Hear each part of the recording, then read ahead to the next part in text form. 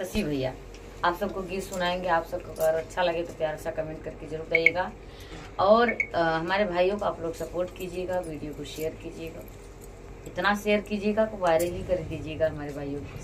बहुत बहुत धन्यवाद। आइए सुनाते हैं, शशिकांत भैया को सुनते हैं। चलिए दोस्तों, एक गीत है जो है दहेज प्रथा वाला। हम चाहेंगे कि जो है अगर उस गीत पे हमारे कोई गलतियां होगी तो हम आप सभी लोगों से क्षमा चाहते हैं, लेकिन कहना है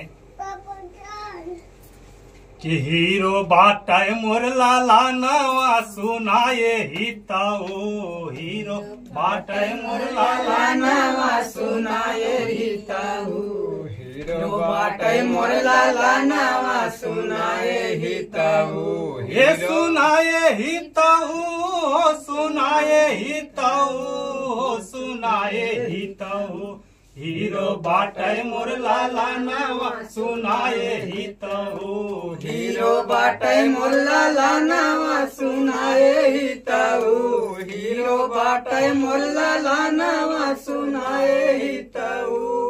ये पहला गुण मोर बेटवा में बड़का हवे शराबी, बड़का हवे शराबी भैया, बड़का हवे शराबी, बड़का हवे शराबी हिताऊ, बड़का हवे शराबी।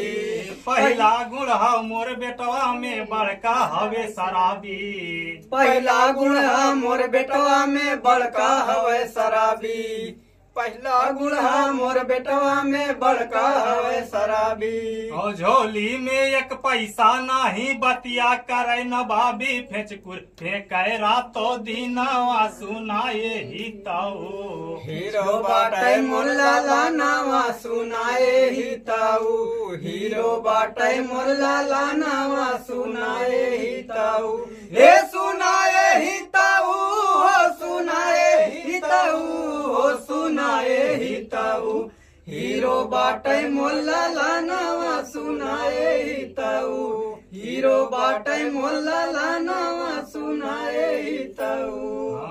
दूसरे गुण में गांजा पिए छतिया हमारी फाटे, हे छतिया हमारी फाटे हिताऊ, छतिया हमारी फाटे, छतिया हमारी फाटे हिताऊ, छतिया हमारी फाटे।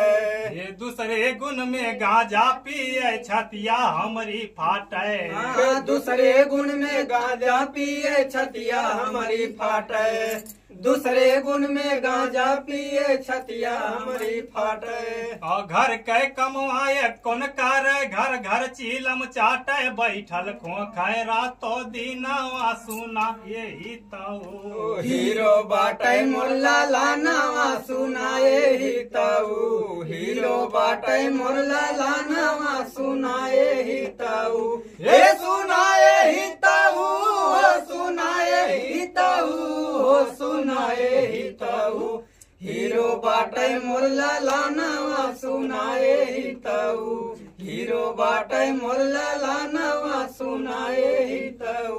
दोस्तों हमारे भाइयों का एक गाना था दहेज गीत, बहुत ही सुंदर। आप लोग देखिएगा, अपना प्यार दुलार आशीर्वाद दीजिए।